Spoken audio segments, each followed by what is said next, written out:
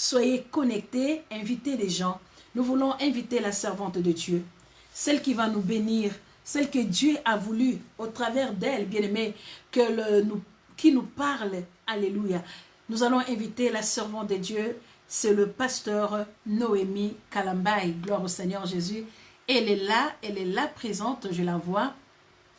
Alléluia.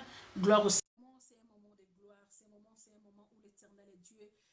Le Seigneur Dieu a voulu tu en ce moment que tu sois là, que tu sois béni. Salut, pasteur, nous vous bénissons, nous bénissons, nous Shalom, bénissons shalom, aussi. maman. Shalom. Shalom, shalom, voilà le peuple de Dieu, nous sommes là. Mon pasteur, nous vous Amen. bénissons. La grâce de Dieu sur nous, de t'avoir sur ces plateaux. Nous sommes tellement bénis. Amen. Et moi, je dis souvent, je suis moi personnellement toujours béni de t'avoir dans ma vie. Alléluia.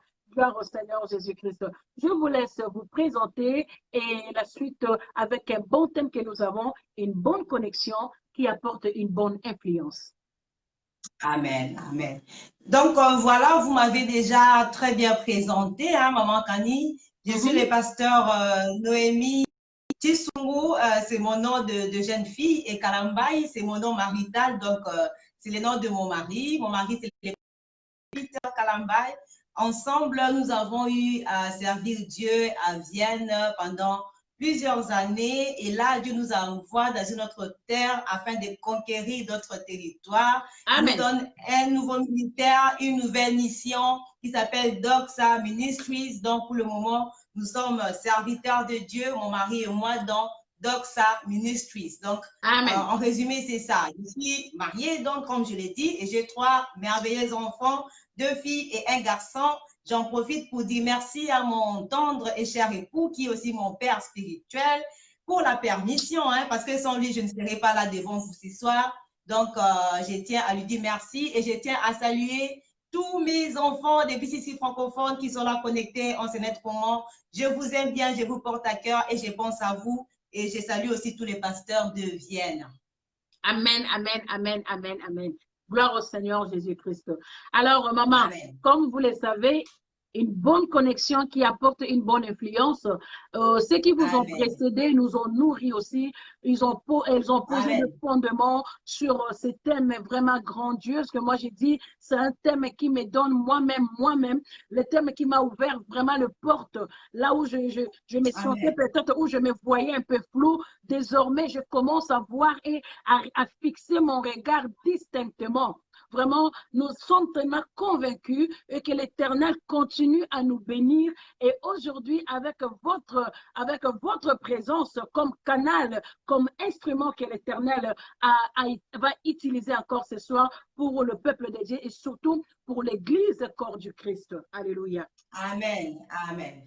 Donc, nous allons immédiatement entrer dans les vifs des sujets. Vous avez déjà prié. Le Saint-Esprit est déjà là parce qu'il est toujours fidèle au rendez-vous. Donc, nous allons commencer immédiatement notre thème qui est « La bonne connexion apporte une bonne influence ». Waouh! Que Dieu te bénisse ce moment pour ce thème.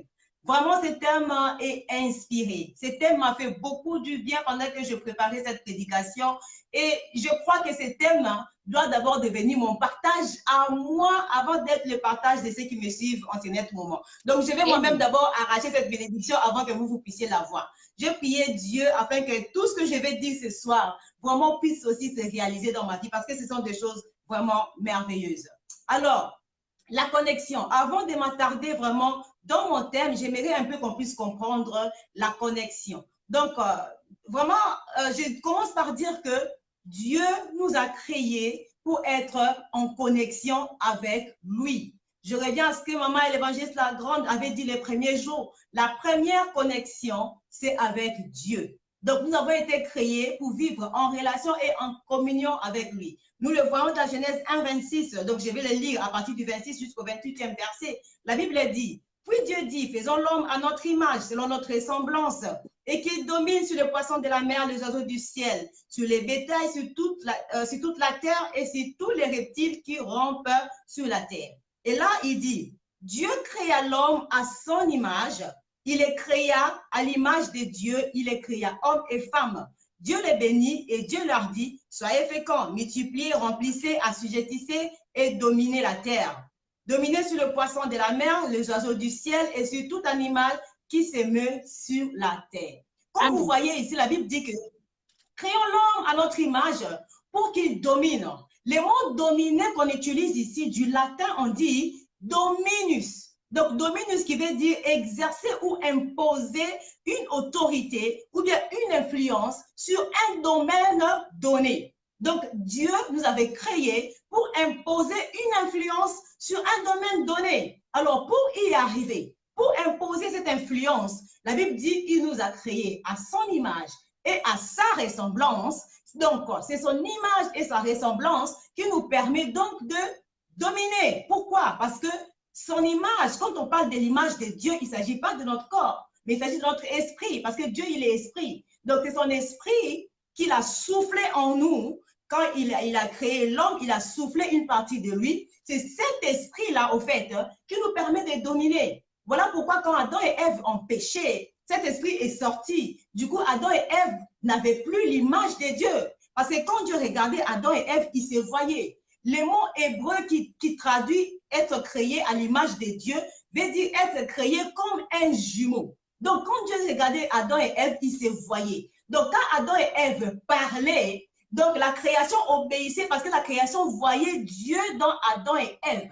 Qui dit être créé à la ressemblance, dit avoir le caractère de Dieu, parler comme Dieu, marcher comme Dieu, se comporter comme Dieu, créer comme Dieu.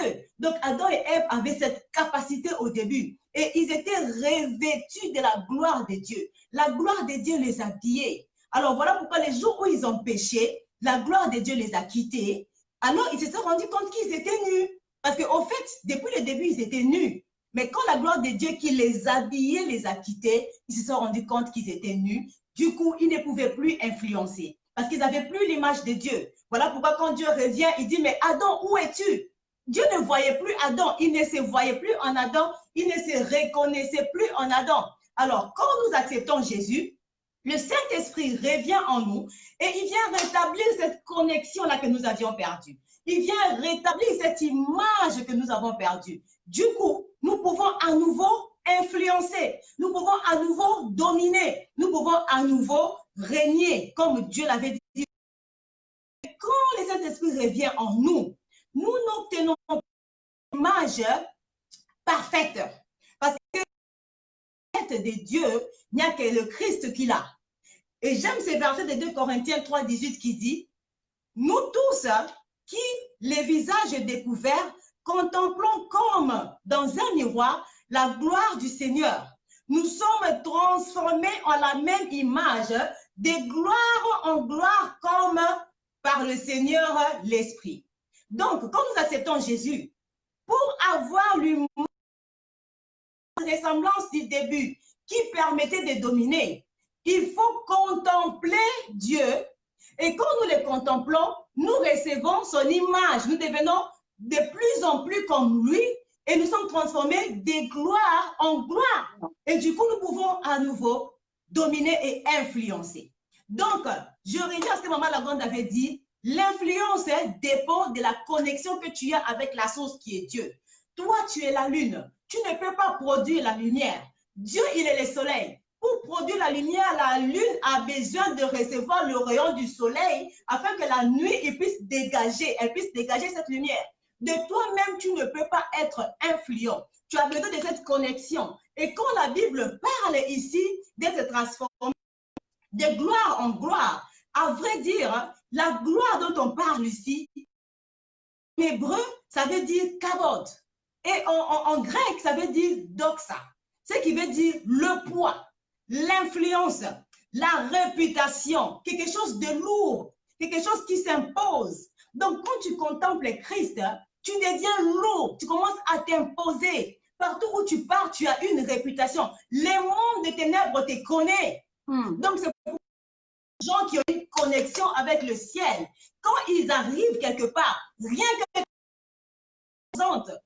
que ta présence parle. Tu vas dans une société, les gens qui pratiquent l'occultisme se sentent mal à l'aise, même quand tu n'as pas parlé, parce que tu es connecté à la source. Et c'est ça l'influence que tu exerces. Parce que tu es connecté à la source. Tu dégages ce que tu reçois de la source. Donc, tu imposes par ta présence. Tu imposes. Des fois, même ton silence parle. Tu n'as même pas besoin de parler pour qu'on sache que tu es là. La Bible dit que Dieu dit à Satan, as-tu vu mon serviteur Job? Satan répond, oui, il est comme ça parce que tu le protèges. Ça veut dire quoi? Satan avait vu Job. Satan l'avait vu. Donc, Job avait une réputation même dans le monde des ténèbres. Quand tu es connecté avec le ciel, le monde des ténèbres te connaît. Tu arrives quelque part, les sorciers ont ta parole et même ton silence était langage pour le monde des ténèbres. Quand la Bible dit que donc ça veut dire le poids, ça veut dire quelque chose qui pèse. Quelque chose qui pèse, quand ça tombe par terre, ça laisse une empreinte. Si tu es vraiment une femme porteuse de gloire, je suppose que tu l'es. Si tu as accepté Jésus dans ta vie comme Seigneur et Sauveur, tu as le Saint-Esprit en toi, donc la gloire est... Partout où tu passes, tu dois laisser une empreinte. C'est ça l'influence. Et l'empreinte que nous laissons ne se ressemble jamais. Parce que même les vrais jumeaux n'ont pas la même empreinte digitale. Donc, l'influence que moi, je vais exercer ne sera pas l'influence que Maman Kani va exercer, ne sera pas l'influence que toi, tu vas exercer. Donc, quand tu n'exerces pas l'influence dont tu es censé exercer, au fait, tu pêches. Parce que tu prives la création de cette empreinte que toi seul es en mesure de donner. Toi seul es en mesure de laisser. Donc, tu prives, la Bible dit que la création attend avec ardent désir la révélation de cette empreinte qui est en toi.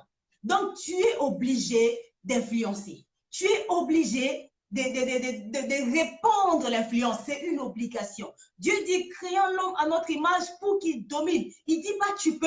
Il ne dit pas peut-être il va dominer. Il dit, tu vas dominer et tu dois dominer. Et quand Dieu parle de dominer, il sait pourquoi il parle ça. Il a mis en toi les capacités pour. Parce que Dieu ne te demande jamais de faire quelque chose pour lequel il n'est pas équipé. La Bible dit, il leur dit, multipliez-vous, soyez féconds, remplissez la terre, assujettissez-la. Quand Dieu dit ça, ce n'est pas seulement faire des enfants. En d'autres termes, Dieu voulait dire, j'ai mis en vous des capacités que vous devez découvrir, que vous devez multiplier et dont vous devez remplir la terre avec ces capacités-là. Et c'est en ça que vous influencez, c'est en ça que vous assujettissez et c'est en ça que vous dominez. J'aime beaucoup ce que Daniel 4 dit. Je vais le lire rapidement. C'est le roi Nabucodonosor qui parle. Il dit, il était dans sa couche, Daniel 4, 10 à 12. Il était dans sa couche et pendant qu'il s'est couché, il avait vu un arbre qui était devenu grand, dont la cime atteignait les cieux. On pouvait voir cet arbre de toutes les extrémités de la terre. Il dit que son feuillage était verdoyant et puis cet arbre donnait la nourriture à tous les bêtes de la terre. Et tous les oiseaux et les bêtes de la terre venaient s'abriter dans cet arbre-là. Les hommes trouvaient abri dans cet arbre-là et cet arbre donnait à manger aux gens de la terre parce que cet arbre produisait beaucoup de fruits. L'évangéliste encore dit que l'influence, c'est produire des fruits. C'est ça, quand tu produis des fruits, tu influences les autres. Parce que les autres se nourrissent de ce que toi, tu dégages. Quand le roi Nabucodonosor dit ici que j'étais couché et j'ai vu un arbre grand, Dieu dit créons l'homme à notre image pour qu'il domine. Dans son image, dans son esprit, il te voyait un arbre grand. Il te voyait un arbre imposant. Donc, tu n'es pas chétif, tu n'es pas improductif. Tu es productif. Tout ce que tu touches doit produire. Tout ce que tu touches doit se multiplier. Tu dois influencer, non pas seulement les gens de ta famille ou de ta ruelle, mais le monde entier. La Bible dit que cet arbre était élevé au point que toutes les extrémités de la terre voyaient cet arbre-là. Dieu t'appelle à une influence internationale. Il t'appelle à une renommée internationale. Pas seulement dans ta famille ou dans ton avenue, mais il veut que tu influences la terre entière. Les animaux venaient s'abriter dans cet arbre. Les gens venaient trouver refuge dans cet arbre. Quand quelqu'un a un problème, il vient vers toi. Tu lui impactes par des belles paroles. Tu lui donnes des paroles qui lui... Même si elle était abattue, après t'avoir rencontré, elle devient maintenant courageuse. C'est ça l'influence que tu dois apporter. C'est ça que Dieu attend de toi. la Bible dit encore que c'est comme donner de la nourriture aux gens. Tu dois être productif au point d'offrir de l'emploi aux gens, créer des compagnies, des business, au point que tu deviennes indispensable pour cette génération. Au fait, porter des fruits, c'est devenir indispensable pour ta génération. C'est ça l'influence. Et Dieu, comme je disais, t'attend à ça. Et pour y arriver, comme j'ai dit, tu dois être connecté à la source. Il y a un autre passage qui le confirme, qui est Jean 15, 4. La Bible dit, « Demeurez en moi, et je demeurerai en vous. Comme le sarment ne peut de lui-même porter du fruit, s'il demeure attaché au sceptre. S'il ne demeure attaché au sceptre, ainsi vous ne pouvez non plus si vous ne demeurez en moi. » Amen. Donc, l'influence, c'est porter des fruits. Et pour porter des fruits, il faut demeurer au sceptre, qui est Christ. C'est sa sève qui te permet de produire des fruits. La Bible dit ici que si les sarments ne restent pas attachés, ils ne portent pas de fruits. On ne dit pas qu'il produit des fruits, mais on dit qu'il porte des fruits. Les fruits, c'est Dieu. C'est lui qui est l'usine de production. Il te donne pour que toi, tu les portes seulement. Donc, si tu te détaches de lui, les petits fruits que tu as là, que tu penses que tu es déjà arrivé là, va sécher. Donc, tu dois rester connecté à lui. Quand j'arrive à ce point, je deviens humble, bien-aimé. Je deviens humble parce que je comprends, si je suis ce que je suis, c'est grâce à lui. Pourquoi m'enorgueillir? Si j'ai ce que j'ai, c'est grâce à lui. Pourquoi m'enorgueillir? Si je suis là où je suis, c'est grâce à lui. Et pourquoi m'enorgueillir? Ça te rend humble. La deuxième condition pour porter du fruit, et là, c'est vraiment maintenant mon thème à moi. Là, maintenant, c'est là où je vais m'attarder. Pour porter du fruit, en tant qu'arbre qui doit s'élever, Dieu met autour de toi des personnes qui constituent des engrais chimiques pour te permettre d'avoir de la bonne vitamine afin de t'élever plus haut. Je vais m'expliquer. Tu as une destinée. Quand Dieu t'envoie sur terre, c'est pour accomplir quelque chose de précis. Mais il met des gens autour de toi qui ont ce dont tu as besoin pour arriver là où Dieu te veut. Amen. Nul ne peut arriver où Dieu le veut seul. Tu as besoin des gens. Même Jésus qui est notre modèle, il était venu sur terre pour mourir à la croix pour nous. Il a eu besoin des gens pour accomplir sa destinée qui était de mourir pour nous. La Bible dit, j'aime beaucoup cet exemple qu'une sœur de femme prophète de gloire a donné. Jésus, en tant que Dieu, a eu besoin de Simon de Cyrène pour porter sa croix. Cette croix qui devait l'amener vraiment vers sa destinée, vers la mort. Il a eu besoin d'une personne. Toi également, tu as besoin d'une personne. L'accomplissement de ta destinée passe par des rencontres. Amen. Ça passe par des connexions. Amen. Ça passe par des personnes. Et là, je vais maintenant parler que c'est vrai que tu dois grandir. C'est vrai que tu dois t'élever, tu dois devenir influent. C'est vrai la connexion avec Dieu. Mais, bien aimé, porter du fruit ou être influent, c'est une question d'environnement. Qui t'environne? Qui est autour de toi? Tu peux être une graine qui est censée se multiplier. Mais si tu es planté dans les déserts, cette capacité-là va mourir. Tu as peut-être des capacités que Dieu a mis en toi. Si tu es mal entouré, tu risques de mourir avec tout ce que Dieu a mis en toi. L'environnement dans lequel tu évolues est très important. Parce que l'environnement influence tout ce que tu reçois à longueur de journée. Et ce que tu reçois à longueur de journée influence ce que tu dégages. Donc, ta destinée. Donc, en matière de destinée, bien aimé, il faut être jaloux. Tu dois bien sélectionner qui est-ce que tu fais entrer dans ton cercle, dans ton petit cercle, dans ton environnement. Je vais vous dire la définition de l'environnement. Le dictionnaire dit que l'environnement, c'est un entourage habituel de quelqu'un.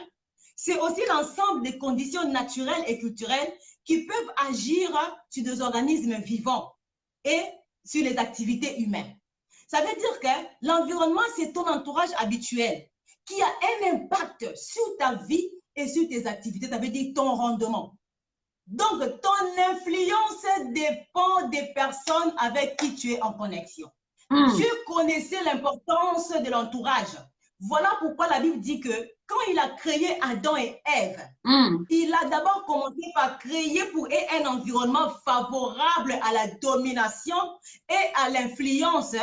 Et puis, il les a pris, il les a placés dedans.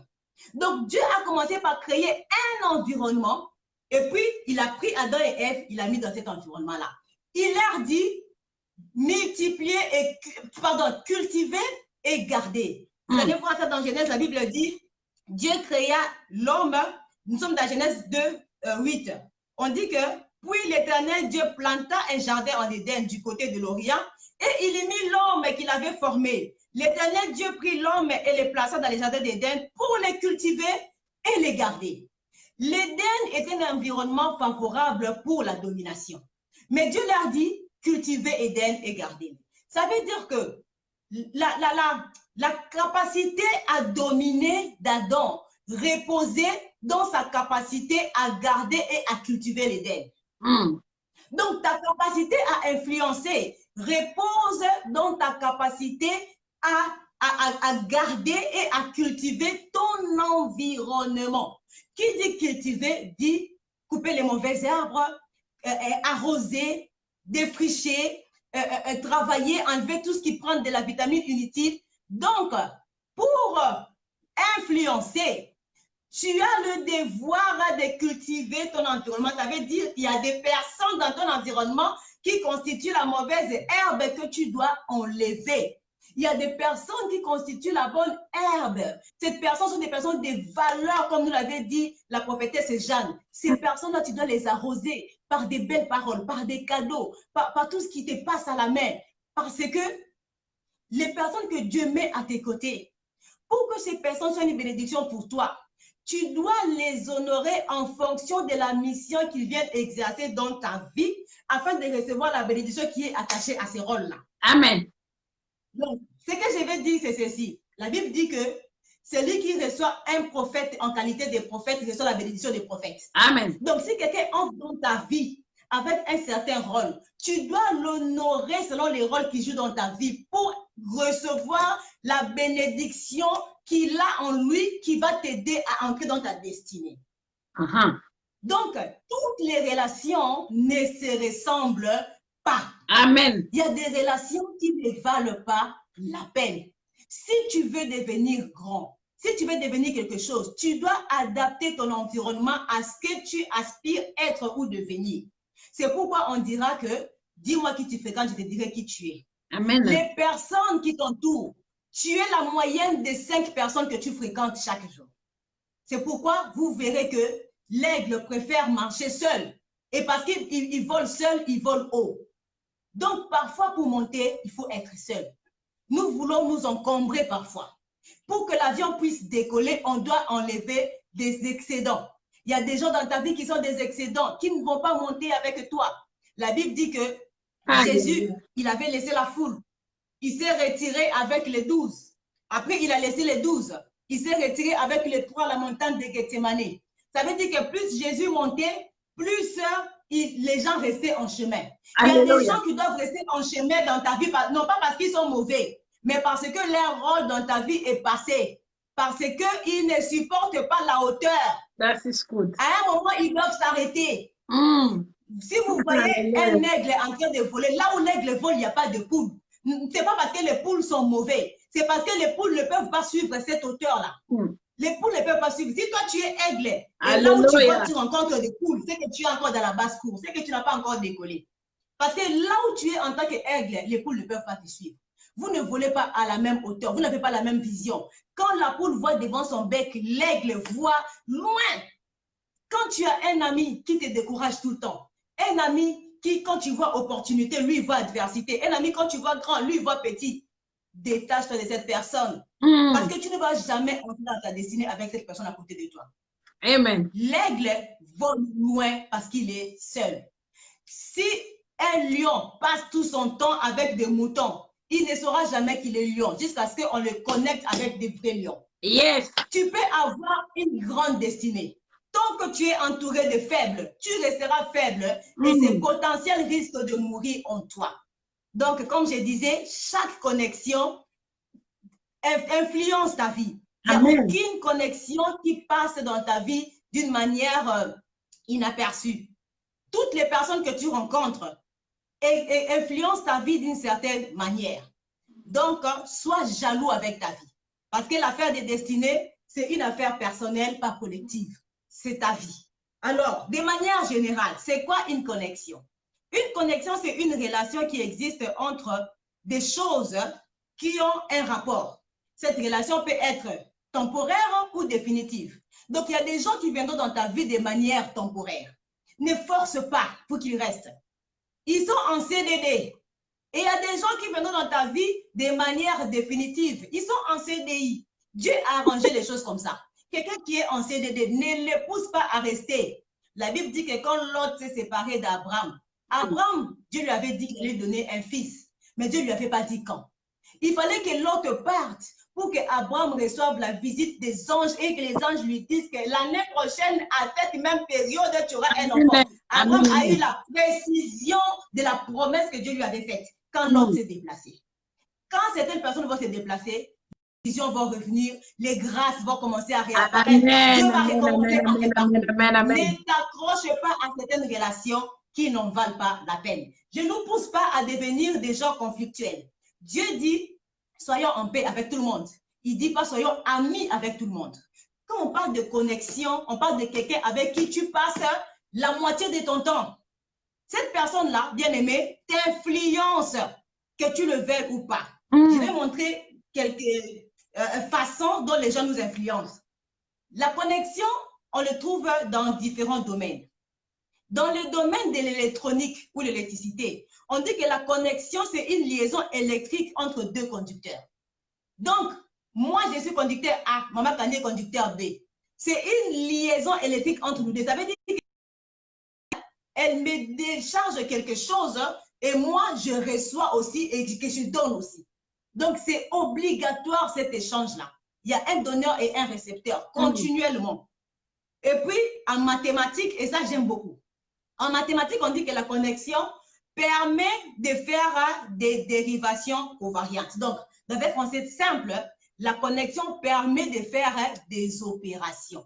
Qui dit opération dit addition, division, soustraction, multiplication. C'est la connexion qui permet de faire ça entre des chiffres. Alors, il y a des gens dans ta vie qui ont le rôle des divisions. Lui, son opération, c'est division. C'est comme ça il est. Ces gens-là, je les appelle les ivraies. Ivré en grec, ça veut dire zizanion. C'est qui a donné en français zizanie. C'est quelqu'un qui, quand il entre dans ta vie, il commence à te séparer avec tout le monde. Bien aimé, il faut savoir que la réussite dans la vie, parfois, ça ne repose pas dans l'argent. Mais ça repose dans les relations. Les relations que tu as peuvent t'amener loin. Si quelqu'un vient dans ta vie, commence à te couper la relation avec tout le monde, cette personne ne veut pas que tu progresses. Cette personne ne veut pas que tu avances. C'est pas en toi de cette personne. Elle vient, elle commence à avoir des visions parce qu'elle veut te garder pour elle-même. Tu sais, un tel là, j'ai appris que dans le passé, il avait fait ceci. Tu sais, le monsieur qui veut t'épouser là, j'ai appris qu'il avait aussi demandé la main à une autre sœur. Tu sais, la sœur là avec qui tu marches là, Dieu m'a révélé que c'est une sorcière. Tu sais, donc quand tu entres en connexion avec cette personne, tout le monde devient mauvais. Tu te retrouves, tu commences à avoir des problèmes avec tout le monde, des conflits avec tout le monde. Cette personne s'appelle division. Sépare-toi de cette personne. Il y a d'autres personnes dans la vie, lui, il est l'opération qu'on appelle moins. Un moins, c'est une personne négative. Cette personne va te bourrer des pensées négatives qui va finir par dégager une énergie négative dans ta vie au point que tous les projets, tous les rêves que tu avais vont disparaître. Tu sais, moi là, aujourd'hui, il enlève 1. Demain, il enlève 2. Demain, il enlève 3. Il va enlever, il va soustraire jusqu'à ce que tu vas rester avec 0. Son but, c'est de venir enlever l'estime que tu as de toi-même, ton estime de soi. On voit ça dans la vie de David. La Bible dit que David va rendre visite à ce frère pour leur apporter à manger. Son frère Eliab lui dit, David, qu'est-ce que tu fais ici? Hein? À qui tu as laissé les animaux là-bas derrière dans le désert? Je connais ton orgueil. C'est pour venir voir la bataille que tu es fait. Regarder les animaux derrière la maison. Tout ça pourquoi? Parce que David avait demandé qu'est-ce qu'on fera au monsieur qui va tuer Goliath? Donc, Eliab voulait se bout de la destinée. Il vient rappeler à David ses faiblesses. Et moi, c'est quelqu'un qui te rappelle. Tu sais que toi, tu ne sais pas parler. Tu vas le... Tu avais avorté, hein? Comment tu oses demander l'enfant à Dieu? Il te rappelle toujours ton passé. Il te rappelle tes faiblesses. Il te rappelle des choses négatives de ta vie. Parce qu'il veut que tu t'apitoies. Il veut te voler ton estime de soi. Il dit à David, rentre dans le désert. Dans le désert, là-bas, il y a quoi? Il n'y a pas d'eau, c'est la sécheresse. Tu produis rien dans le désert. Tant que David était dans le désert, lui avec son frère, il s'entendait bien. Quand David voit Goliath comme une opportunité pour monter dans la vie, il devient un ennemi, il devient orgueilleux. Il lui dit, rentre dans le désert. Ce sont des gens qui aiment te voir pleurer. Quand tu dégages la mélancolie, lui, il est tranquille. Quand tu dégages l'échec, il est tranquille. Quand tu dégages la tristesse, il est tranquille. C'est pas à toi de cette personne. Il ne va pas t'amener loin parce que l'énergie négative va finir par tuer les capacités que Dieu a mis en toi. Il a dit que tu dois te multiplier, devenir fécond, devenir grand. C'est ce qu'il attend de toi. Mais une personne qui a de l'énergie négative va tuer ce que Dieu a mis en toi. Vous pouvez voir cette histoire dans 1 Samuel 17, à partir du 26 jusqu'en bas. La Bible dit, qu'est-ce que David a fait? Il s'est détourné de son propre frère. Et puis, il a continué à parler à d'autres personnes pour poser les mêmes questions. Qu'est-ce qu'on fera à celui qui va tuer cet incirconcis? Ça veut dire, détache-toi des personnes qui exercent dans ta vie une pesanteur et va t'accrocher aux personnes qui ont la même vision. Amen, amen. Si tu veux devenir millionnaire, attache-toi aux millionnaires. Amen. Tu veux devenir grand, attache-toi aux grands. Les personnes qui ont la même vision que toi. Eliab est toxique. Comme j'ai toujours dit, les ennemis toxiques, on ne négocie pas avec eux. On se sépare d'eux. Tu dois te séparer d'Eliab. Tant que tu es à côté d'Eliab, tu ne vas jamais avancer. Eliab oubliait que David avait l'onction royale. David n'était pas fait pour rester derrière la maison. Quand quelqu'un est un Eliab dans ta vie, rappelle-lui que mon Dieu a dit, mon serviteur montera. Tu dois monter, tu dois t'élever. Amen. Afin que les extrémités de la terre te voient. Toi, tu n'es pas fait pour rester derrière la maison. Tu n'es pas fait pour être petit. Tu n'es pas fait pour suivre les gens derrière. Tu n'es pas venu accompagner les gens sur cette terre. Tu es venu pour influencer. C'est pour ça que Dieu t'a créé. Amen. Refuse des personnes qui exercent une pesanteur sur toi. D'autres personnes, ils sont de plus. Ils sont de plus. Quand il vient dans ta vie, il vient ajouter un petit rien. Alléluia. Mais d'autres personnes, dans les plus là, lui, sa valeur, c'est 0. Bien qu'il ait plus, mais sa valeur, c'est 0. Un 0 n'ajoute rien à ta vie. Parce que c'est un élément neutre, absorbant. Donc, même si tu étais 100, plus 0, tu vas rester 100. Cette personne-là, elle est dangereuse. Il faut l'aimer dans l'amour du Seigneur. Mais ne fais pas d'elle ton ami intime. Pourquoi? Parce que dans la vie, quand on n'avance pas, on recule. En réalité, quand cette personne ne t'ajoute rien, elle te retranche quelque chose. Qu'est-ce qu'elle te retranche? Ton temps. Elle te fait perdre ton temps. Donc, à côté de cette personne, tu perds quand même quelque chose. Il faut aimer des personnes qui ajoutent un plus, mais mieux, des personnes qui te multiplient. Et ça, c'est la catégorie des gens qui Alléluia, alléluia. Des personnes qui te multiplient. Ce sont des personnes qui, quand tu les rencontres, des personnes de valeur, comme nous avait dit la prophétesse Jeanne, ta vie ne sera plus jamais la même. Amen, tu quittes de noir à blanc. Alléluia. L'exemple par excellence, c'est Jésus. Alléluia. Si tu n'as pas encore accepté Jésus dans ta vie, accepte-le comme Seigneur et Sauveur. Tu vas voir comment il va changer ta vie. Jésus te multiplie. Ça veut dire que ces personnes ici, ça veut dire que si toi tu étais 1, quand tu les rencontres, lui il est 1000. Donc tu deviens 1000. Quand tu les rencontres, lui il était 10 000. Il est 10 000, tu deviens 10 000. Donc Jésus, quand toi tu étais KO, tu les rencontres, tu deviens OK. Donc quand toi tu étais 0, tu les rencontres, tu deviens héros. Alléluia. Il est celui qui change ta vie. Il te change à 360 degrés. Vous voyez l'exemple de la femme samaritaine. Une femme prostituée, quand elle a rencontré Jésus, directement elle est devenue évangéliste. Voyez l'exemple de Marie, la mère de Jésus. Alléluia. Quand elle a reçu seulement la sémence en elle, elle dit à Élisabeth, désormais on m'appellera bienheureuse. Son identité a changé. Elle qui était une personne inconnue dans les quartiers, on a commencé à l'appeler bienheureuse. Jusqu'aujourd'hui, même toi tu connais Marie. Amen, Jésus, amen, c'est une personne qui multiplie ta vie. C'est une personne qui change ta vie. C'est une personne qui bouleverse ta vie. Quand tu entres en contact avec lui, tu ne restes plus la même personne. Paul l'a rencontré. Il est devenu le grand Paul que nous connaissons aujourd'hui. Il est passé par des persécuteurs de l'Église à le grand apôtre Paul que nous connaissons aujourd'hui. Si tu n'as pas encore réussi, tu as besoin de lui. Et quand Jésus entre dans ta vie, les connexions qui t'amènent sont des connexions aussi qui te multiplient. Alléluia. Ce sont des connexions aussi qui te multiplient. Parce que si il y a une multiplication, il ne peut pas t'envoyer des moins. Il ne peut pas t'envoyer des divisions. Il va t'envoyer des multiplications. Alors, je vais citer quelques types de personnes que nous rencontrons. Parce que, comme j'ai dit, la bénédiction est liée à la reconnaissance de ce que Dieu a mis dans le cadeau qu'il met à côté de toi, la personne qui met à côté de toi. Quand tu reconnais ce que la personne vaut et tu la mets en valeur, alors tu es béni. La Bible dit que quand Abraham a vu les 3 anges en train de passer, il a reconnu que ces gens-là ne sont pas ordinaires. Il s'est précipité, il les a accueillis, il les a honorés, il les a donné à manger. Et puis ces gens-là ont lâché la bénédiction. Peut-être que tu as déjà raconté la bonne connexion. Parce que tu ne l'honores pas. Tu n'arrives pas à arracher ce que Dieu a mis dans cette personne-là. Amen. Tu as déjà reçu la personne de valeur, mais tu ne sais pas. La Bible dit que cette femme qui voyait tout le temps Élisée passer par sa maison, un jour, elle a dit à son mari, retenons cet homme, il a quelque chose pour nous. Retenons, elle a tout fait. Elle a construit une maison, une chambre haute. Elle a pris l'homme de Dieu, elle l'a mis là-bas, elle a honoré l'homme de Dieu. L'homme de Dieu a dit, qu'est-ce qui te manque? Tu vas avoir un enfant. Il y a des connexions qui sont déjà là, mais tu ne les reconnais pas. Parce que tu ne les reconnais pas, tu n'en jouis pas. Pour jouir de ce que Dieu a mis dans quelqu'un, tu dois reconnaître et surtout valoriser et honorer ce que Dieu a mis dans cette personne. Alors, je vais citer les types de personnes que nous rencontrons et les erreurs que nous faisons face à ces personnes qui nous font passer à côté de la bonne influence. Le premier type de personnes que tu rencontres dans la vie, c'est un Élisabeth. Élisabeth. Nous voyons ça dans Luc 1, 5 jusqu'en bas. Élisabeth, c'est cette femme qui était parentée de Marie. Quand Marie est tombée enceinte, elle est partie voir Élisabeth. Elle a dit à Élisabeth, elle est partie voir Élisabeth parce que Élisabeth, la Bible dit qu'elle était déjà dans son 6e mois. Élisabeth, c'est quelqu'un qui est dans ta vie, qui vit la même expérience que toi, mais avant toi. Ça veut dire qu'elle traverse la même situation que toi, les mêmes difficultés, les mêmes challenges, les mêmes combats que toi, mais avant toi. Elle est passée par là avant toi. Dieu te connecte à cette personne afin que tu reçoives les conseils dont tu as besoin pour ne pas faire des erreurs, pour ne pas perdre du temps, pour aller vite et tout droit au but. Marie était une jeune fille. Elle ne savait pas ce que c'est qu'elle tombait enceinte.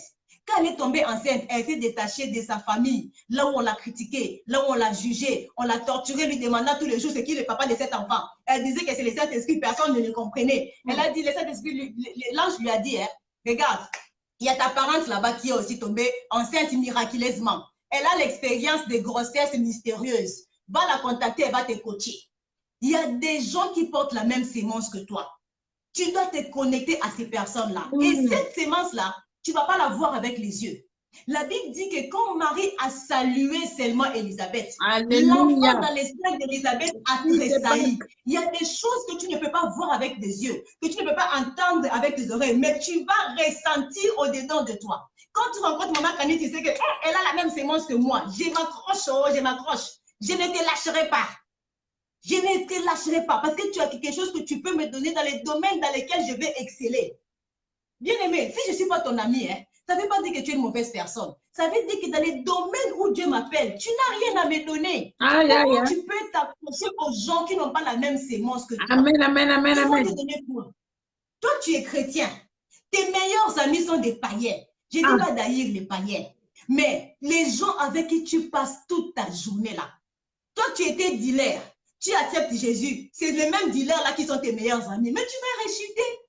C'est clair que tu vas rechuter. Si tu veux grandir dans la vie spirituelle, attache-toi aux personnes qui ont ce à quoi tu aspires. Tu verras comment Dieu va laisser éclater cette chose qui est en toi. De maman, prophétesse, j'en avais dit que les flacons vont s'ouvrir et la bonne odeur là va être répandue. Donc c'est ça qui te prodigue des conseils. Les erreurs que nous faisons dans la vie, c'est quoi? Tu commences à voir Élisabeth comme un adversaire. Pourquoi? Parce qu'Élisabeth a été bénie avant Marie. La Bible dit qu'Élisabeth est tombée enceinte 6 mois avant Marie. Donc, l'ange Gabriel, l'ange messager, il est passé d'abord par Marie avant de passer, par Élisabeth avant de passer par Marie. Il y a des fois, Dieu te met à côté des gens qui aspirent à la même chose que toi, mais qui ont cette chose avant toi pour voir ta réaction.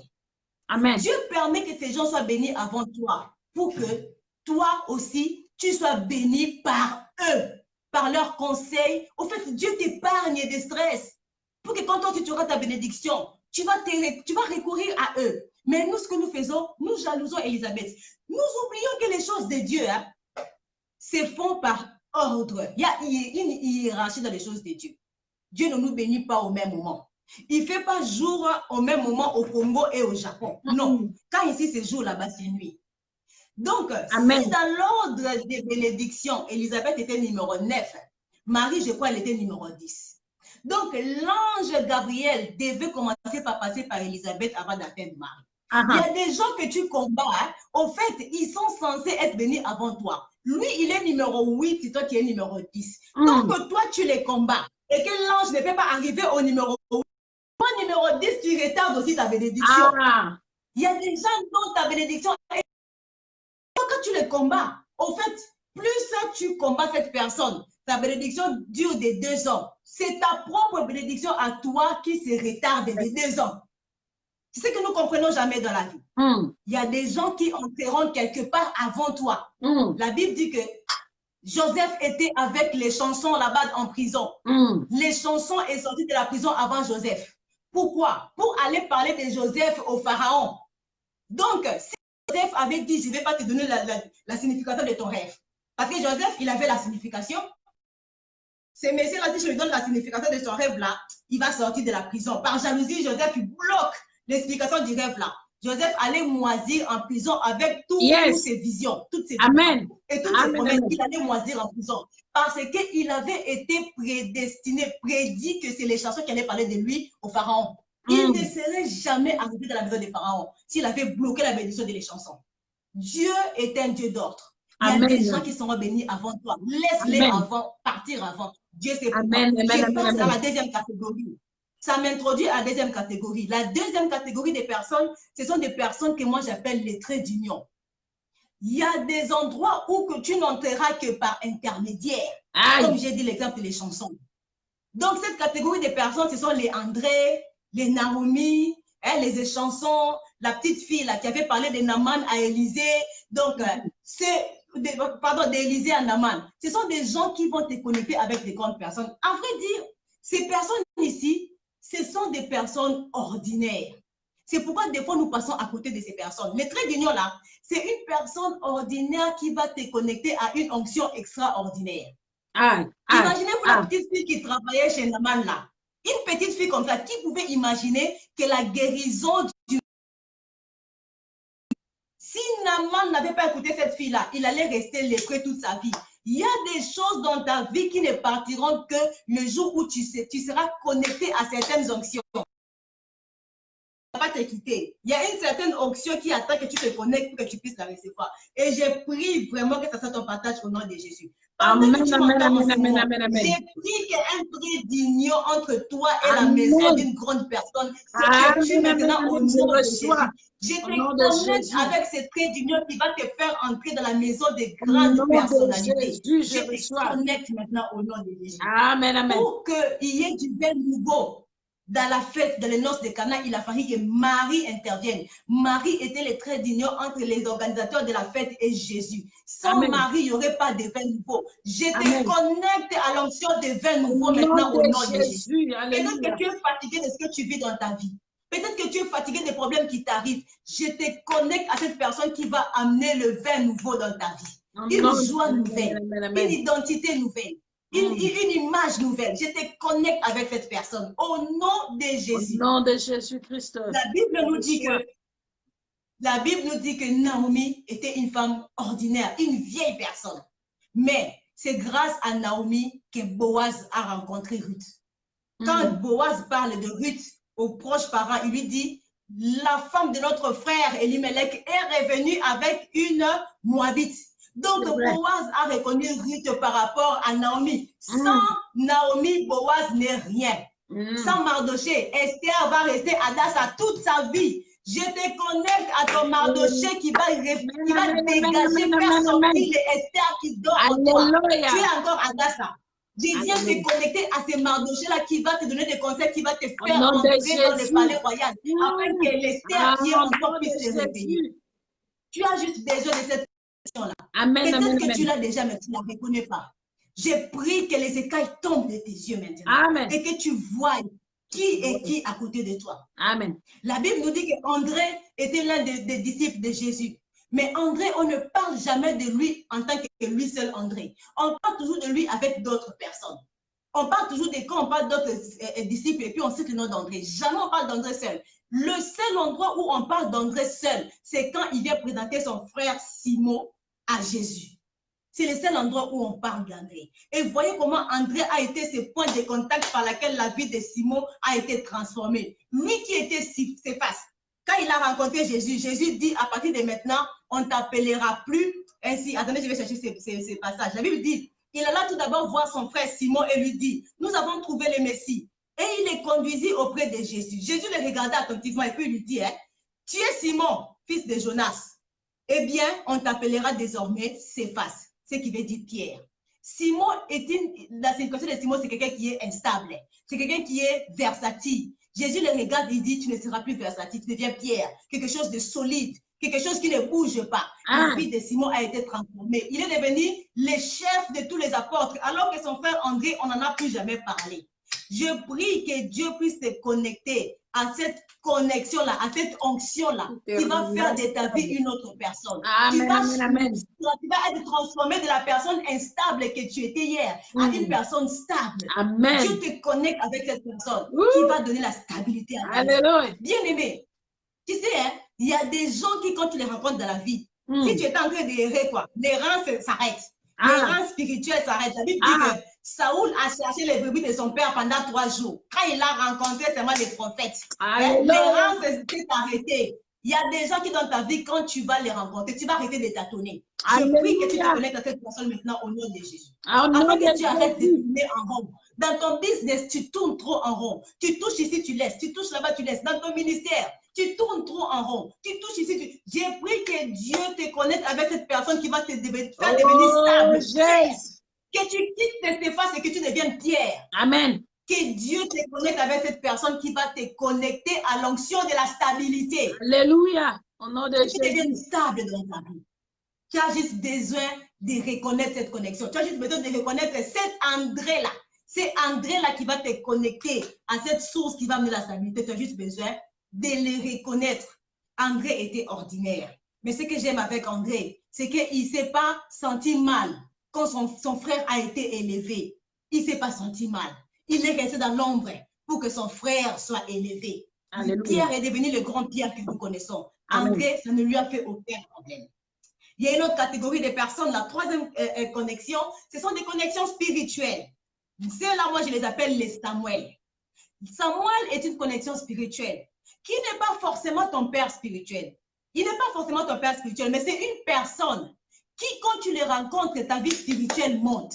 C'est une personne qui, quand tu le rencontres, il a la capacité d'amener ta destinée à manifestation. Parce que pour que ta destinée devienne physique, elle doit d'abord être engendrée dans le monde spirituel. Amen. Et Samuel a la capacité d'engendrer ta destinée dans le monde spirituel afin que plus tard, elle devienne physique.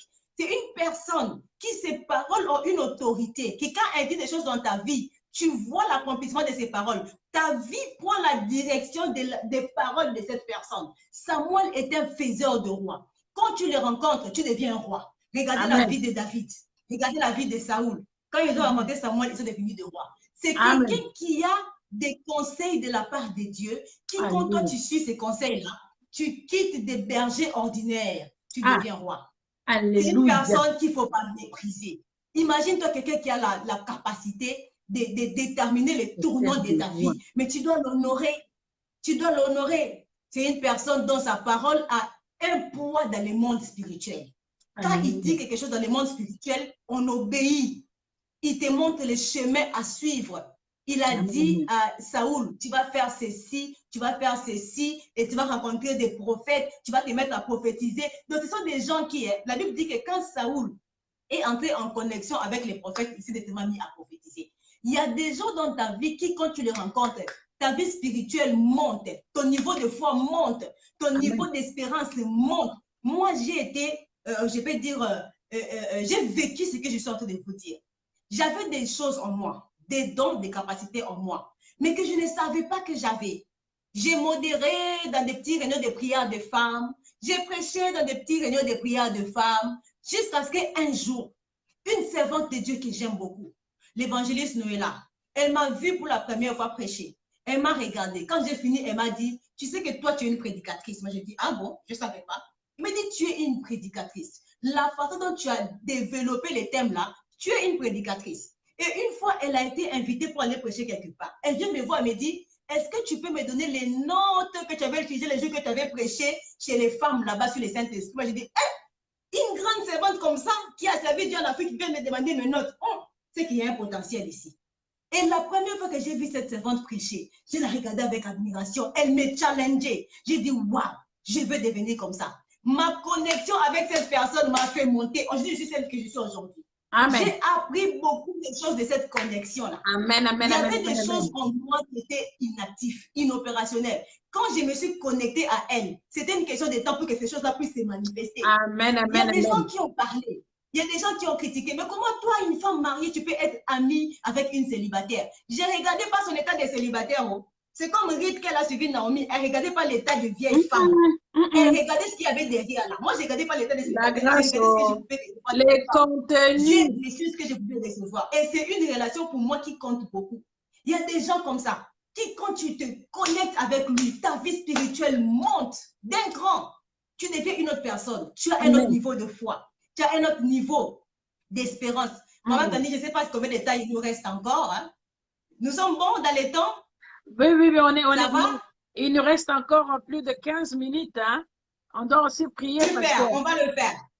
C'est bon. Donc, il y a d'autres personnes qu'on appelle des Jean-Baptiste. Les Jean-Baptiste, c'est une personne qui, c'est un précurseur. Lui, il vient pour préparer le chemin pour toi. Il combat des batailles à ta place. Il ne faut pas le confondre avec Élisabeth. Élisabeth traverse une situation avant toi afin de te conseiller. Mais Jean-Baptiste, il combat des combats à ta place afin que quand toi tu vas venir, tu puisses vraiment jouir des choses pour lesquelles tu n'as pas souffert. C'est pourquoi la Bible dit que tu vas habiter des maisons que tu n'as pas construites. Donc, je prie que Dieu te connecte avec un Jean-Baptiste qui va te faire gagner du temps dans ton ministère, qui va frayer les chemins. Tu vas trouver déjà un chemin balisé. Il va venir t'offrir des instruments comme on avait offert à Maman Kani. Il va te faciliter la tâche. Tu ne vas plus aller dans Amazon pour aller chercher des instruments. Il va te connecter avec d'autres personnes qui vont t'aider à légaliser ton église. Il va te faciliter la tâche. Donc, Jean-Baptiste. Jean-Baptiste utilise sa réputation pour faire ta réputation. Jean-Baptiste était plus connu que Jésus. Mais quand Jean-Baptiste a baptisé Jésus, il a dit aux hommes, vous voyez, moi là, je ne suis pas le Messie. Le Messie, je ne suis pas digne même de nouer ses chaussures. C'est lui le Messie. À partir de là, la Bible dit que les disciples de Jean-Baptiste l'ont quitté, ont suivi Jésus. Amen. Donc, il utilise sa réputation pour faire ta réputation. Alléluia. Donc, il utilise la personne qu'il est pour te faire connaître. Et Jean-Baptiste, c'est une personne aussi qui est très importante. À part les Jean-Baptiste, il y a les Goliath et les Saul. Je vais aller un peu vite. Goliath et Saul. Goliath est une adversité. Dans la vie, bien aimé, c'est pour monter. Pour entrer dans sa destinée, tu as besoin d'adversité. Si David n'avait pas vaincu Goliath, il serait le petit David berger derrière la maison. Jamais les gens ne l'auraient connu. Il a fallu que David affronte Goliath pour qu'il devienne le grand David dont les femmes ont tué 1000, David a tué 10 000. Il a fallu qu'il tue Goliath pour que sa renommée soit répandue dans des pays voisins. Lui qui était inconnu, qui était anonyme. Il a fallu qu'il tue Goliath. Tu dois l'affronter. Tu ne dois pas le fuir. Est toxique, tu dois lui tourner les dos. Mais Goliath n'est pas toxique. Goliath, c'est un ennemi qui va te propulser. C'est un facilitateur et un accélérateur des destinées. Quand tu tues ce Goliath-là, c'est le problème qui te fait pleurer là. Les jours où tu vas le vaincre, on va parler de toi par rapport à ça. La stérilité qui te fait pleurer là, les jours où tu vas accoucher, on va parler de toi par rapport à cette stérilité-là. Tu auras un témoignage et tu deviendras l'objet de réconfort pour les autres. Et Saoul, c'est quelqu'un qui te combat. Et parfois, les gens qui nous combattent, il faut les laisser là-bas. Parce qu'il nous sert aussi à nous propulser.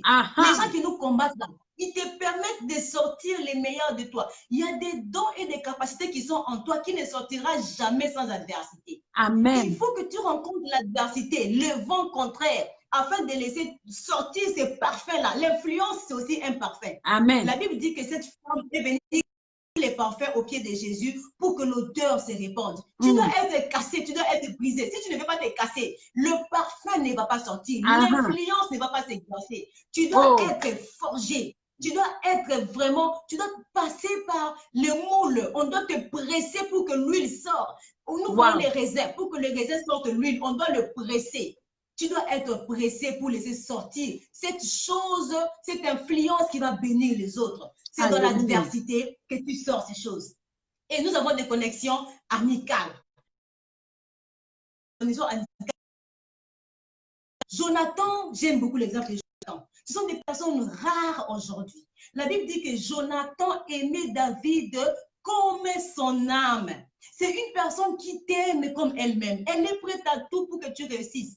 La Bible dit dans 1 Samuel 18, dans les premiers versets jusqu'en bas. Jonathan fit alliance avec David parce qu'il l'aimait comme son âme. Il ôta les manteaux qu'il portait pour les donner à David. Il lui donna ses vêtements, même son épée, son arc et sa ceinture. Bien aimé, ce sont des gestes prophétiques. À vrai dire, ce que Jonathan faisait là-bas, c'est transférer l'autorité royale à David. Parce que c'était lui qui devait devenir roi. C'était lui le fils de Saoul. Quand tu prends ton arc, ta ceinture, tes vêtements, tu donnes à David, c'est que tu lui laisses ton autorité de régner. Jonathan, c'est un ami qui a le même niveau que toi. Vous avez les mêmes ambitions, vous avez les mêmes projets. Mais il remarque que toi, tu as une grâce particulière et que Dieu va t'amener beaucoup plus loin que lui. Il décide de s'effacer afin de te laisser avancer, de te faire un chemin. Il décide de disparaître afin de te propulser. Il ne faut pas oublier que Jonathan, c'était le fils de Saoul. Il vivait dans le palais royal, il connaissait le rouage du palais. Il a décidé de s'effacer afin d'aider David à devenir le roi. Ah, ces personnes-là sont rares. C'est moi le fils de Saul. C'est moi qui dois régner. C'est moi qui dois devenir pasteur. C'est moi qui dois devenir chef d'entreprise. C'est moi qui dois me marier. C'est moi qui dois faire ceci. Mais je remarque que tu as une grâce plus que la mienne. Je décide d'abandonner mes projets à la royauté pour te propulser toi. Oh, je prie que Dieu te connecte à un Jonathan. Je prie que Dieu te connecte à un Jonathan. Afin que ta vie puisse prendre une autre tour. Jonathan, c'est quelqu'un qui va te faire gagner l'état parce qu'il connaît le rouage. Mais pour être connecté à Jonathan, tu dois avoir le cœur de Jonathan. Jonathan ne se connaît pas n'importe qui. David avait le cœur de Jonathan. Imaginez-vous que David a été oint, mais il a accédé à la royauté si c'est 25 ans ou 30 ans plus tard. Ça veut dire que bien qu'il était oint, il savait que c'était lui le roi. Il a laissé Saoul continuer à régner jusqu'à ce que Dieu se charge de son cas. Il a dit, vas-y seulement, le jour où tu vas quitter, moi je tiens. Pour laisser Saoul régner, voilà pourquoi Dieu lui a envoyé un Jonathan. Donc par moment, tu dois apprendre à te faire petit. Nous ne recevons pas de Jonathan parce que nous avons la soif du pouvoir. Nous avons la soif de devenir. Nous avons la soif de toutes ces choses. C'est pourquoi nous nous combattons. Quand tu vois quelqu'un en train d'exceller, tu lui mets les bâtons dans les roues. Tu lui mets les bâtons dans les roues. Et pourtant, ce n'est pas ça. Dieu va te connecter à des Jonathans, mais pour ça, tu dois être toi-même un Jonathan. Et dans les relations amicales, il y a aussi des Pierres. Pierre, c'est un ami qui t'aime. Mais à cause d'une raison ou d'une autre, commet une erreur. Pierre a vendu Jésus. A régné Jésus. Mais Jésus lui a donné une autre chance. Il lui a dit, Pierre, m'aimes-tu, 3 fois. Alors, fais mes brebis. Pierre avait régné Jésus 3 fois. Jésus lui a posé la question 3 fois. Afin que Pierre puisse faire ses preuves. Et que Jésus le ramène encore dans l'équipe des apôtres. Il y a des gens qui t'ont fait du mal. Mais tu ne dois pas être dur envers ces personnes. Ramène-les auprès de toi. Éprouve-le. Ne les ramène pas comme ça. Non. Éprouve-les. Prends le temps de voir leurs intentions et puis de les ramener. Parce que le diable passe aussi par des relations parce qu'il sait que cette relation va t'amener loin. N'oubliez pas, de la même façon que Dieu te connecte avec des gens pour que ces gens te construisent, de la même façon que le diable envoie pour que ces gens te détruisent. Donc, il y a des gens que le diable va utiliser pour te faire du mal, mais qui en réalité sont une bénédiction pour toi peut-être dans 5 ans. Si tu vois seulement le mal que cette personne t'a fait aujourd'hui, tu le loin de toi. Dans 5 ans, quand tu vas arriver là où Dieu voulait que cette personne intervienne, la personne ne sera plus là. Non. Voyez que Pierre est devenu l'un des plus grands apôtres, il est devenu le chef des apôtres. Amen. Jésus l'avait ramené encore dans la team. Jésus lui avait donné une seconde chance. Il y a des gens, des relations qui, au commencement, ça ne se passe pas bien. Mais il faut avoir le discernement. Malgré ce qui vient de se passer, il y a un potentiel dans cette personne. Alléluia. Je lui donne encore une autre chance. Amen. Amen. Et la dernière catégorie de personnes, La dernière catégorie des personnes, ce sont... Abraham, c'est un père spirituel. C'est ton pasteur. C'est la personne qui t'encadre. C'est un père spirituel. La Bible dit ici que cette personne, Abraham, marchait avec Lot. Je peux dire que son fils, Lot. À un certain moment, il commençait à avoir des disputes. Abraham a dit à son évêque, si tu vas à gauche, j'irai à droite. Si tu vas à droite, moi, j'irai à gauche. Il est mieux qu'on se sépare. Lot n'a pas cherché à négocier. Il a dit, OK, oncle, comme tu veux qu'on se sépare, il a pris seulement ses clics et ses claques, il est parti. Mais Abraham était un père spirituel pour Lot. Ce que Lot oubliait, c'est que ses affaires prospéraient parce qu'il était sous l'onction d'Abraham. Dieu avait dit à Abraham, je rendrai ton nom grand. Tout ce qui te béniront seront bénis. Amen. Abraham avait des serviteurs, il avait des bétails, il avait beaucoup de choses. Parce que l'autre opérait sous l'onction d'Abraham, l'autre aussi avait ces choses-là. Les jours où il s'est détaché d'Abraham, il est parti à Sodome et Gomorrhe. Là-bas, là où il était parti, il avait tout perdu. La Bible dit que quand les anges sont venus le rencontrer, lui qui était parti avec des serviteurs, parce que les serviteurs faisaient la guerre avec les serviteurs d'Abraham, donc il avait des serviteurs. Et lui qui était parti avec des serviteurs, quand il sortait, il avait que sa femme et ses enfants. Où étaient passés les serviteurs? Ils étaient partis. Donc, il y a des gens qui sont, en fait, qui ont un aimant spirituel. Ils exercent une attraction qui est favorable à ta destinée, à ta bénédiction. Tant que tu es sous l'onction de cette personne-là, tout ce que tu feras va réussir. C'est ton père spirituel. Une fois que tu te détaches, l'erreur de l'autre, c'était quoi? Abraham, tu as des brebis, moi, tu as des travailleurs, moi aussi j'ai des travailleurs. Nous, on s'est dit que, papa, tu prêches, moi aussi je prêche. Tu as les bandits qui t'aiment bien, qui te suivent bien, moi aussi j'en ai. Après les jours, papa te dit que, je veux qu'on commence à se disputer. Hein? Il est mieux, il est préférable que tu ailles faire ton dicablo, comme ça on va rester tranquille. Tu prends aussi tes clics et tes claques tranquillement, tu t'en vas. Bien aimé dans les Seigneurs. Les dons que tu manifestais, c'était parce que tu étais sous ces pères-là. Les jours où tu vas partir, tous ces dons-là vont disparaître. C'est l'orgueil qui fait que quand tu es sous quelqu'un, tu sais que quand un fils, on lui dit pars, il dit ok, je m'en vais. Ça veut dire que ce fils-là, il a eu le temps de préparer ses arrières. Hein. Ce fils-là était prêt à partir. Ça veut dire qu'il savait que moi, un tel aime quand je prêche. Donc, même si aujourd'hui, et il dit comme on dit, je vais prendre ce un tel là, je vais aller commencer mon dicablo. Quand un enfant arrive à ce niveau-là, c'est qu'il avait déjà préparé son départ depuis longtemps. Ouais. Mais quand l'autre est parti, regardez la vie de l'autre.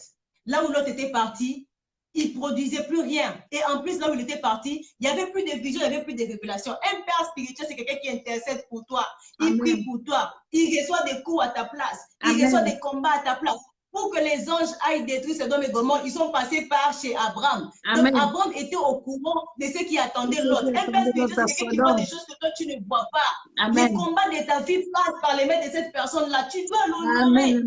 Il y a des bénédictions que nous ne recevons pas parce que nous n'honorons pas les gens que Dieu a mis devant nous. Apprenons à honorer nos pères spirituels, surtout nos pères spirituels. Apprenons à les honorer. Apprenons à les respecter. Tu n'arriveras jamais là où Dieu veut que tu arrives seul. Tu as besoin de gens et surtout de pères spirituels. Les pères spirituels, c'est comme ton Éden.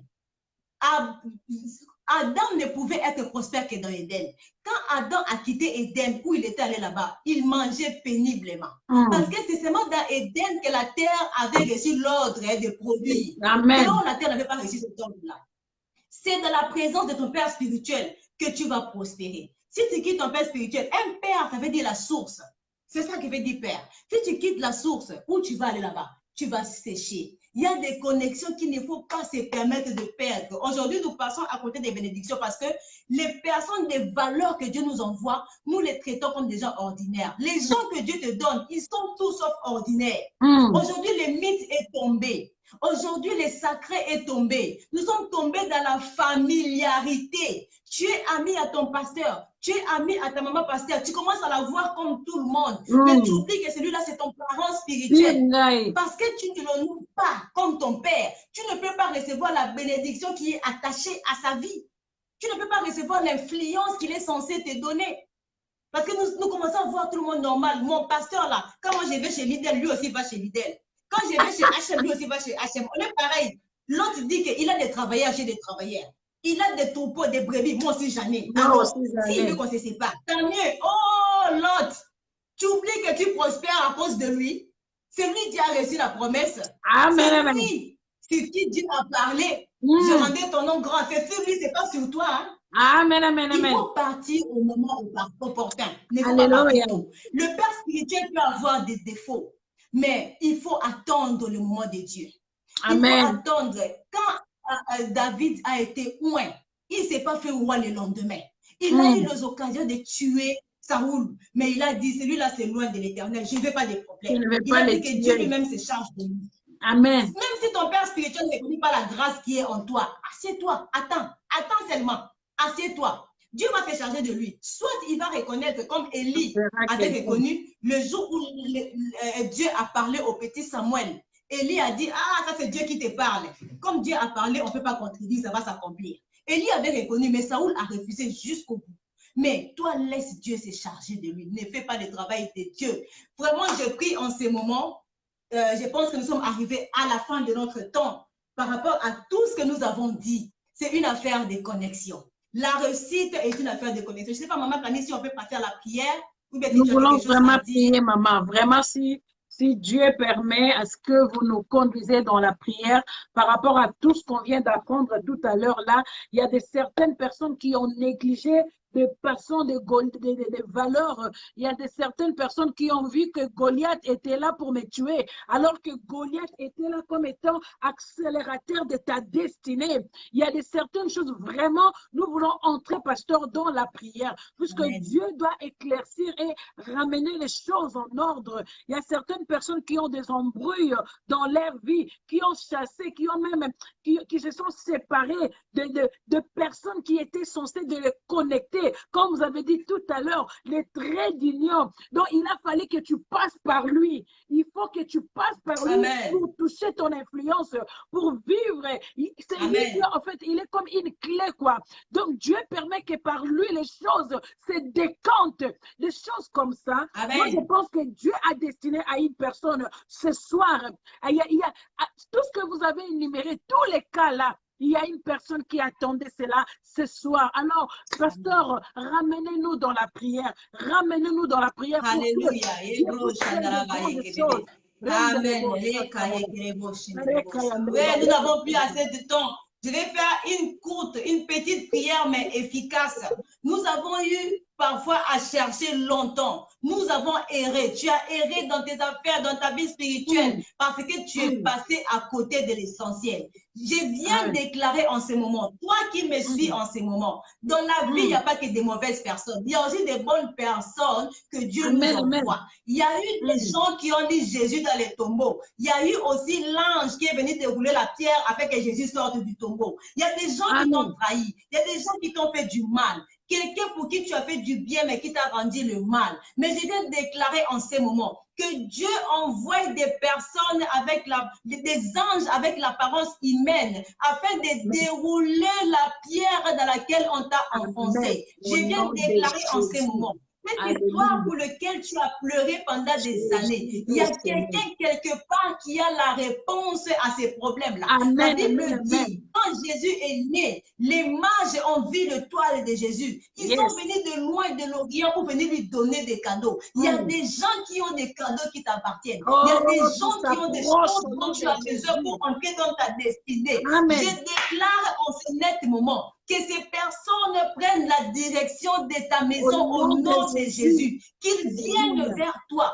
quel que soit les temps que ça va leur prendre. Les mages ont fait des années en route pour rencontrer l'enfant Jésus, mais ils ont fini par le rencontrer. Même si Hérode a voulu empêcher aux mages de rencontrer Jésus, ils ont utilisé un autre chemin pour rencontrer Jésus. Personne ne va empêcher cette connexion au nom puissant de Jésus. Les méchants voient aussi l'étoile.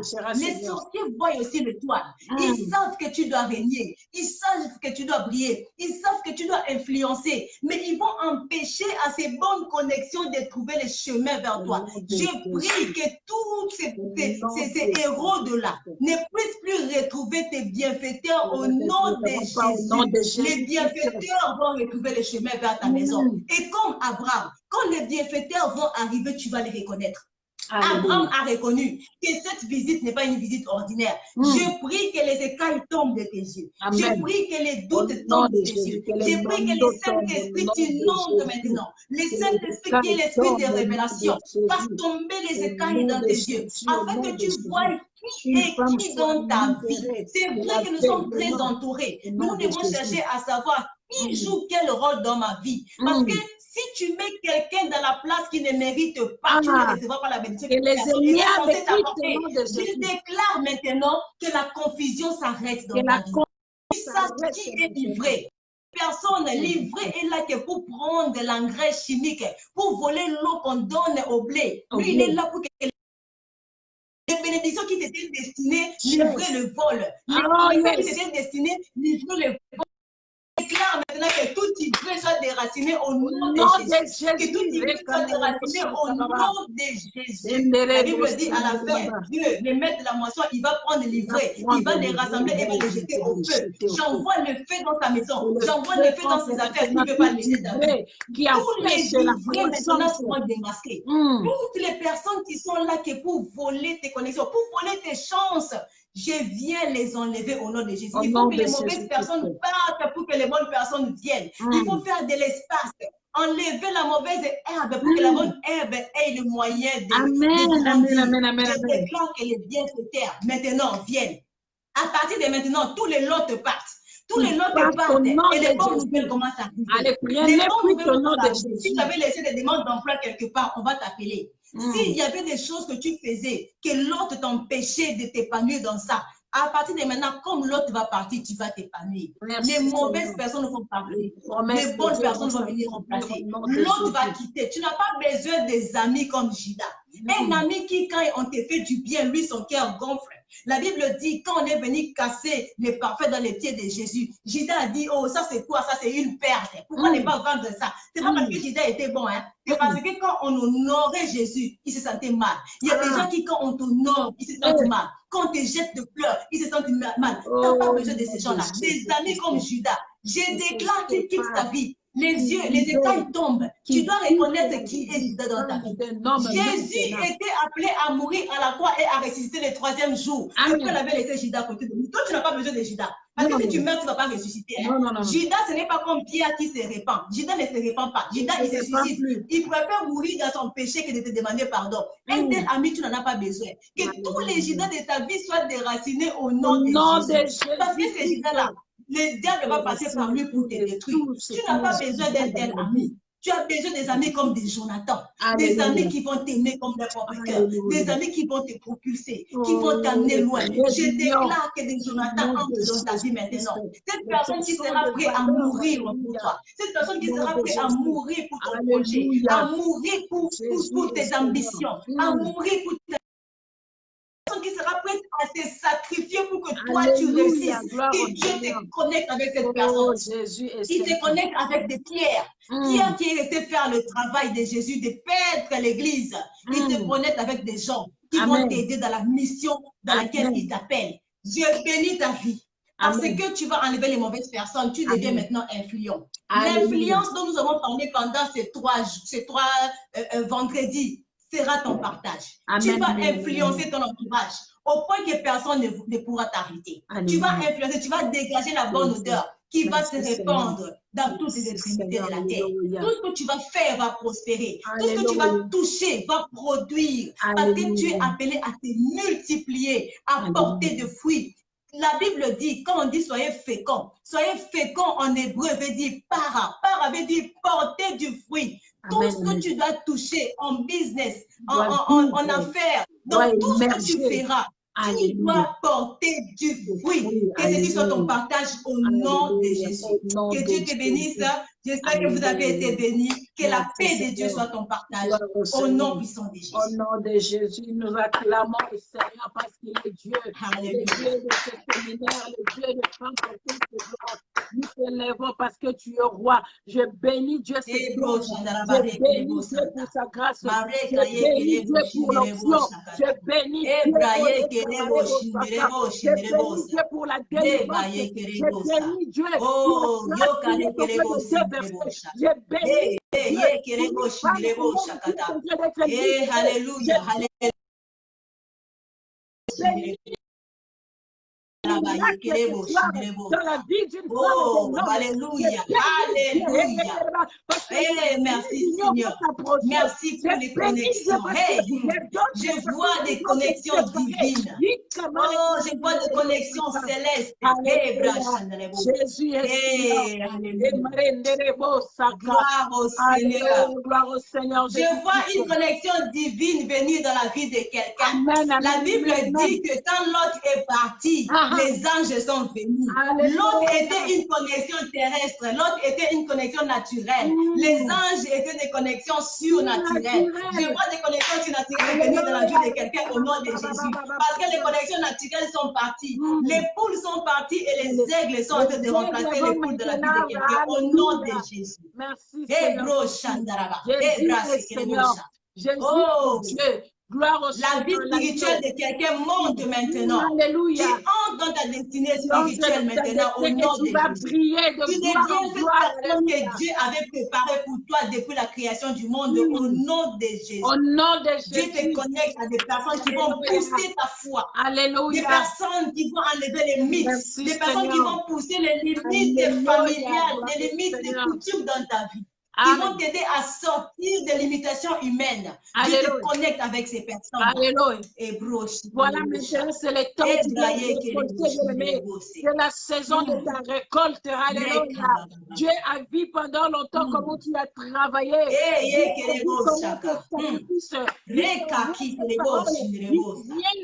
Alléluia. Le temps de la récolte. Oh, Jésus est Seigneur. Alléluia. Jésus est Seigneur, gloire au Seigneur. Merci Seigneur. Merci Seigneur. Alléluia. Père de bonté, nous bénissons ton nom. Éternel, nous t'élèvons. Nous te rendons gloire, Seigneur. Tu nous as bénis. Père, nous avons une seule chose. Alléluia.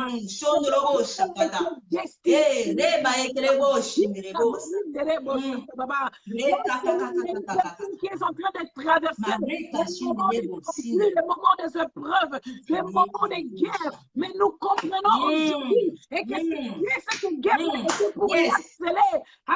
Oh yes. Alléluia. Je bénis l'Éternel et Dieu. Merci Père. Amen. Merci Éternel notre Dieu. Bien-aimé, je suis convaincu que les bandons sont tombés dans les yeux. Les écailles sont tombées dans les yeux. Tu vas plus commencer à pleurnicher, mais tu vas voir comment la gloire de Dieu est si grande. Oh oui, merci Seigneur. Alléluia. Merci Seigneur. Alléluia. L'Éternel est tellement bon. Merci Seigneur. Alléluia. Il y a des Samuel asseliers. Il y a des gens qui vont devenir le roi. Alléluia. Oh, des Naomi. Alléluia.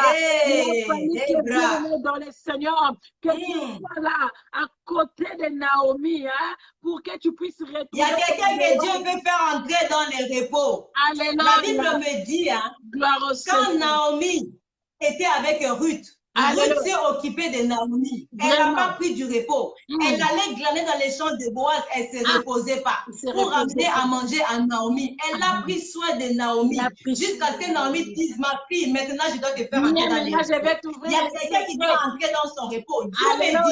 Dieu me dit qu'il y a quelqu'un qui est connecté. Dieu veut te faire entrer dans les repos. Mais tu dois faire du bien à ta Naomi. Tu dois faire du bien à ta Naomi. Va chercher ta Naomi. Fais-lui du bien. Rassasie son cœur de quelque chose qui va le rendre content. Tu vas voir, tu vas entrer dans ton repos. La solution à ce que tu cherches là se trouve entre les mains de ta Naomi. Il y a une personne qui nous suit maintenant. Tu as longtemps méprisé cette personne que Dieu a mis à côté de toi. Naomi était vieille. Elle n'avait rien de particulier. Ruth aurait dû l'abandonner. Mais Ruth était aux petites soeurs de Naomi. Alléluia. Dieu me dit de te dire, va chercher la femme de ton pasteur. Va chercher la femme de ton pasteur. Renoue avec elle. Fais-lui du bien. La Bible dit que Isaac a dit à son fils Ésaü, va me préparer un mets afin que mon âme te bénisse. Prépare un mets si qu'il a à la femme de ton pasteur. Tu vas voir comment Dieu va te bénir. Cette femme sera rassasiée. Son âme va te bénir. Alléluia. Et tu vas entrer dans ton repos. Alléluia. Ton repos se trouve entre les mains de cette femme. Va la chercher. Va chercher cette femme. Au nom de Jésus. Au nom de Jésus-Christ. Ceux qui sont connectés vont lever leurs mains. Nous sommes connectés. On est en disant cette saison de gloire. C'est la saison de puissance. C'est la saison d'émergence. C'est la saison de plein de bonnes choses. On l'entend, bien aimé, attendu. Aujourd'hui, c'est le temps. Le temps est arrivé où que tu sois connecté maintenant à de personnes de valeur. Que tu sois connecté à Naomi pour que tu vives le palaiement. Que tu sois connecté maintenant à de personnes que Dieu a prévues pour ta destinée. Laisse que le Seigneur Dieu, que les cieux restent ouverts, alléluia, pour nos vies, pour nos maisons, nos familles, nos ministères, nos enfants. Gloire au Seigneur. Alléluia. C'est merveilleux, on n'a pas envie de se quitter. C'est tellement beau dans la présence de Dieu. Se quitter, pasteur. Nous saluons tout le monde. Nous bénissons, pasteur Noémie, pour votre présence. Vous êtes un don pour nous. Moi, j'ai dit, vous êtes surtout une bonne connexion pour moi personnellement. Et gloire surtout à pour Dieu. toutes les femmes porteuses de gloire. Je pense aussi que là, nous bénissons toutes les femmes porteuses de gloire pour votre soutien. Amen. Si nous sommes là, c'est parce que vous êtes là en train de nous soutenir dans la prière, vos nuits de prière, alléluia, vos sacrifices, alléluia. L'Éternel soit favorable, que l'Éternel Dieu vous fasse du bien. Nous bénissons aussi. Amen. Nos pasteurs, nos encadreurs, ceux qui nous soutiennent de loin même, que vous soyez aussi bénis. Nous bénissons, pourquoi pas, nos maris, alléluia, nos époux, Amen. alléluia, que notre Dieu vous bénisse et nos enfants, parce que la Bible dit, moi et ma maison, nous servirons l'Éternel. Laisse que l'Éternel soit béni, que l'Éternel soit loué. Alors, pasteur, quant à nous, on se dit à bientôt. À tout à l'heure. À tout à l'heure.